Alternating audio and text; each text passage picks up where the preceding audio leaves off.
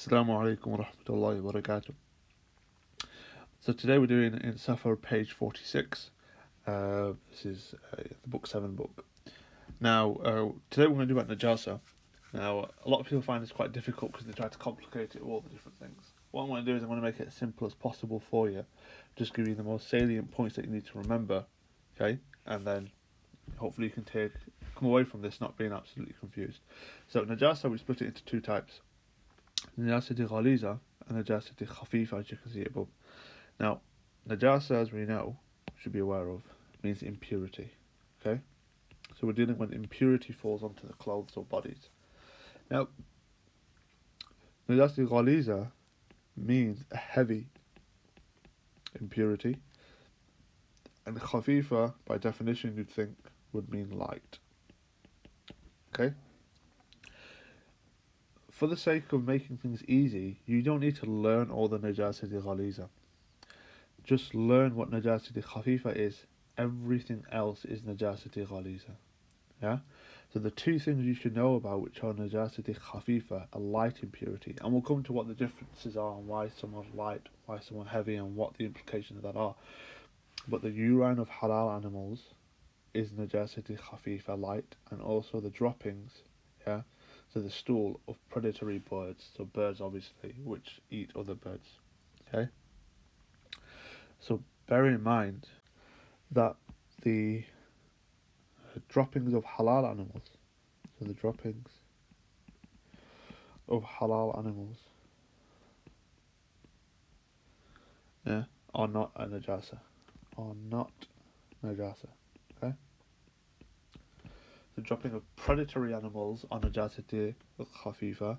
Droppings of halal animals are not najasa at all. Now, just to let you know about one or two exceptions.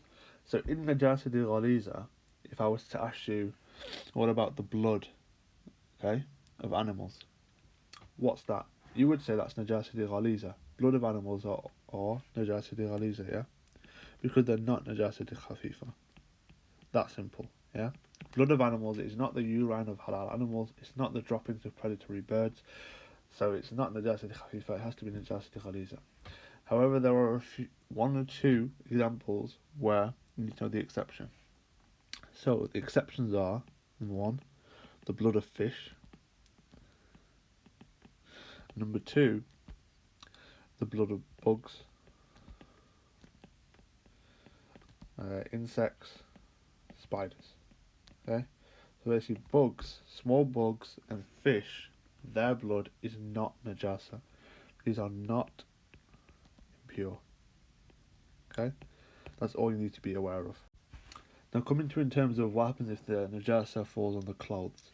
So, if a najasa khafifa drops on your clothes, then if it's less than, okay, or equal to a 2p coin, then it's fine. So if it's this, no need to wash off, yeah?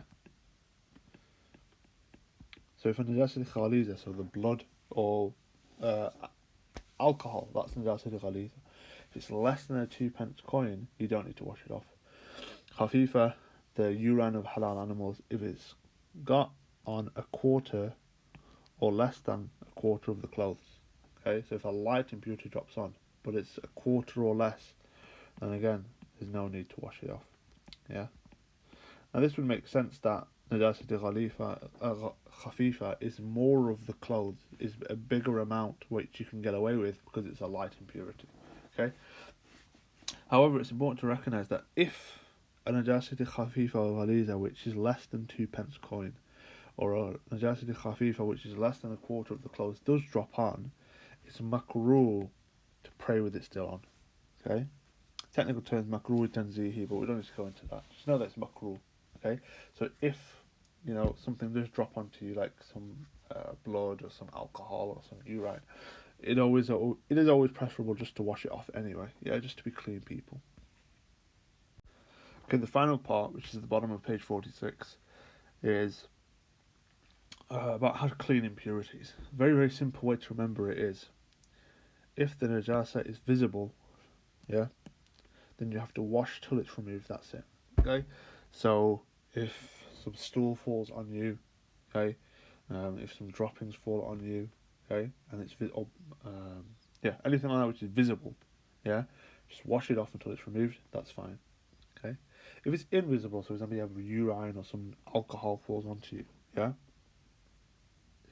then what you do is you wash it 3 times, yeah, and you wring it after each wash. So all you have to do is wash it 3 times, and each time you wash it, wring it, get all the water out of it, and then wash it again. The reason why that is because obviously if you've got something which is obviously impurity, and you're washing it, and you're not taking the water out of it, and you're going to wash it again, then impure water is going to be in it. So the reason why you wring, yeah, the reason why you wring is to get out the dirty water, yeah. However, a question should come on your mind that, well, wouldn't I just put it in the wash? And that is a great point, because that's exactly what we say, yeah.